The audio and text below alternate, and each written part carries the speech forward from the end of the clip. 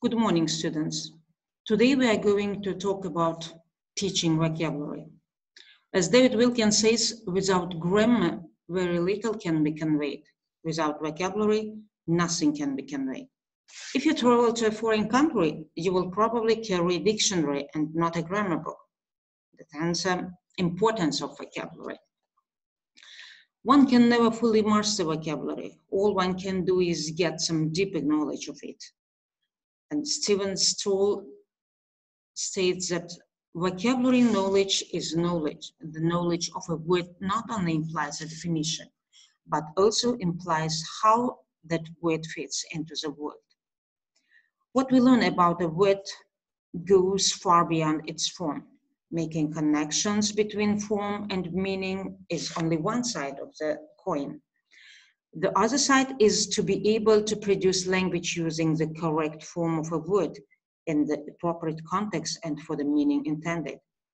In other words, knowing a word means to know its form, its meaning, its connotations, how it collocates with other words, and how it fits within a whole network of meaning. A dictionary definition states that vocabulary is the body of words used in particular language. However, this definition lacks some precision. What is meant by a body of word? Let's consider the following sentence. I like looking for bits and pieces like second-hand record players and doing them up to look like new. How many vocabulary items are there in the above sentence? 20, 90, or less? Will you count these as vocabulary items representing discrete units of meaning or as different words? Second-hand, record player, do something up, bits and pieces, look for. It's clear that the above example consists of discrete units of meanings. The idiom bits and pieces is a fixed expression. You can't change the order of words. For instance, you can't say pieces and bits.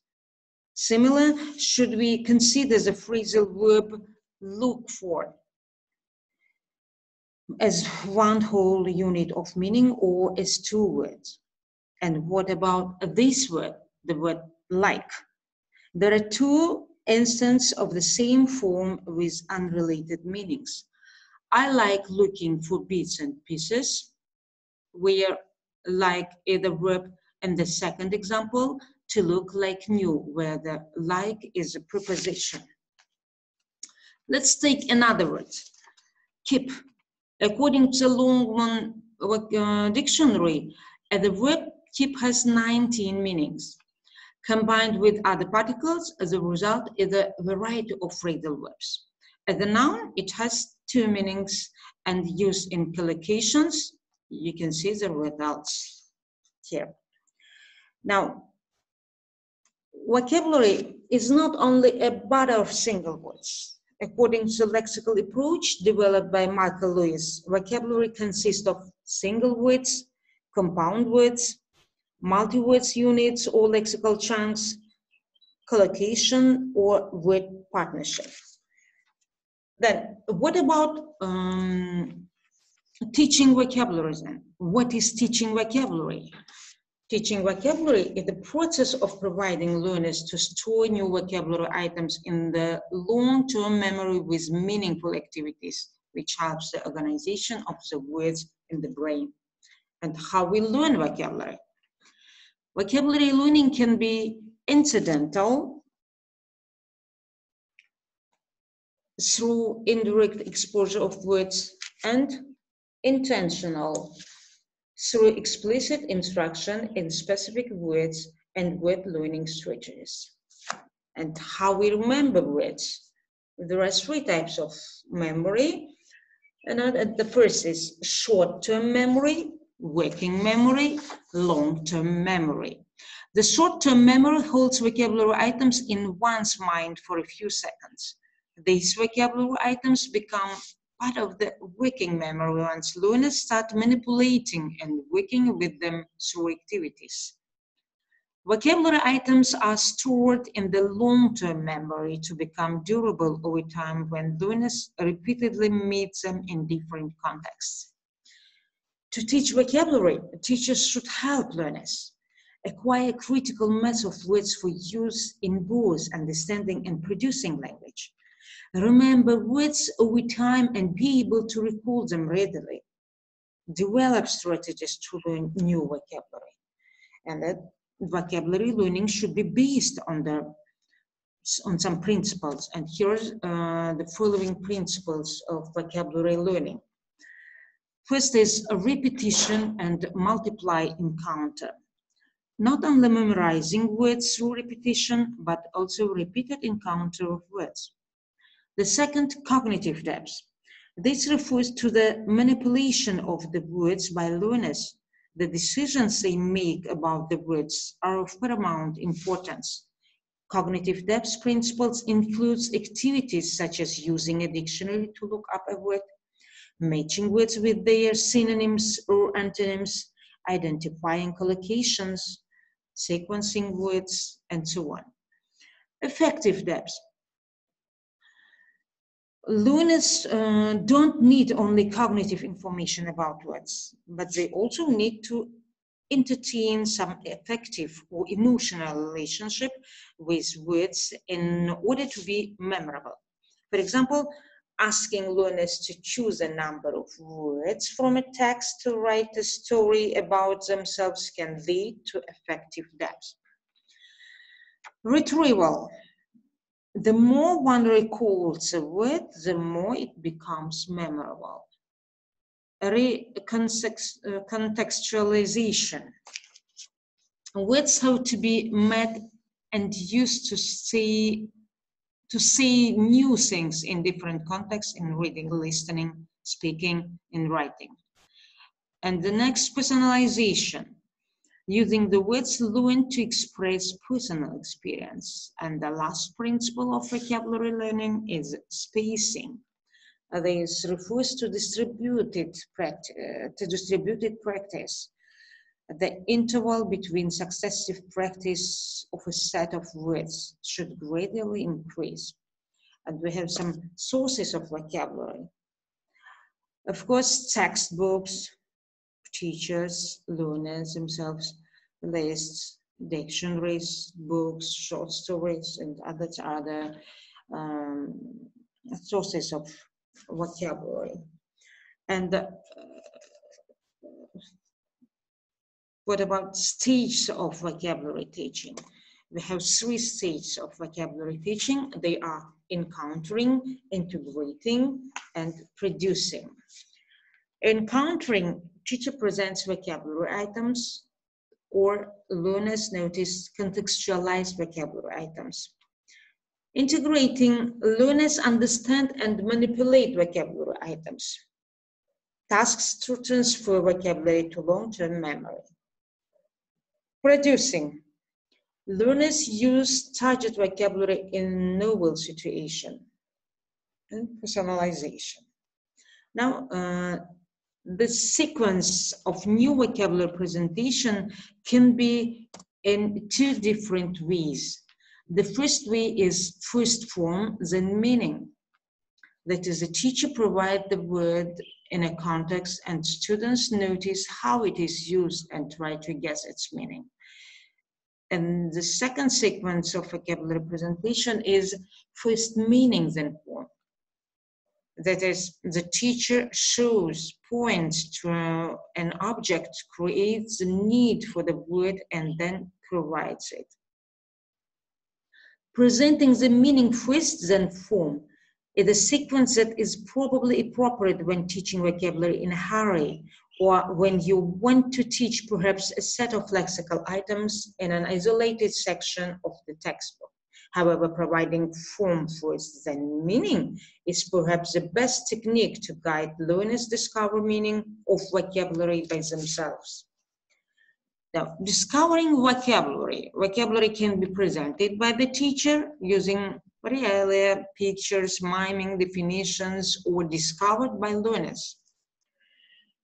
Vocabulary is discovered by learners when teacher contextualize the vocabulary items, preferably in short texts. And now we'll an example of the sequence of a vocabulary lesson based on guided discovery. And as we mentioned before, we have 3 stages of vocabulary learning. They are encountering, integrating, and producing, or productive stage, we can say. Encountering new vocabulary. First, at the presentation stage, but at the stage where learners encounter new vocabulary items, the teacher provides conceptualized exposure of these vocabulary items. This can be in written form or in spoken text. And the second, after quick comprehension activities, the teacher raises learners' awareness of the target vocabulary items and asks them to notice its form and use in that particular context. Next, learners make guesses about the meaning. And then the teacher then provides activities where learners match, select, or identify words with their definitions. And the next stage, integrating vocabulary. This stage involves practice activities where learners manipulate and work with the vocabulary items.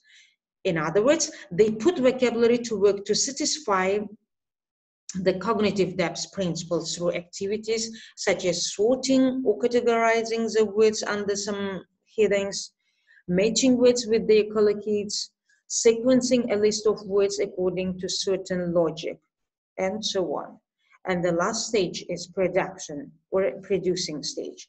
This is a stage where learners use the vocabulary items to talk about real things in their lives. Personalization of vocabulary items may lead some kind of effective depth. Teachers may ask their learners, for example, to choose a certain number of words from the text, and use them to talk about their personal experience or write a story about it. And these are discovering vocabulary, and as we mentioned before, vocabulary is discovered by learners when teachers conceptualize the vocabulary items in short text. And we see the example to this. And in conclusion, we can say that to show a language means to master its structure and words. With hundreds of thousands of words in the English language, teaching vocabulary can seem like a very daunting prospect. Remember that the average native speaker uses around only 5,000 words in everyday speech. Moreover, your students won't need to produce every word they learn. Some they will just need to recognize. Selecting what to teach based on frequency and usefulness to the needs of your particular students is therefore essential. Once you have chosen what to teach, the next important steps are to consider what students need to know about the items and how you can teach them. And this is the end of our today's lesson, and let's summarize it. Today we spoke about, first of all, importance of vocabulary, defining and identifying vocabulary, and we learn what is a vocabulary teaching, how we learn vocabulary. We spoke about principles of vocabulary learning, about sources of vocabulary.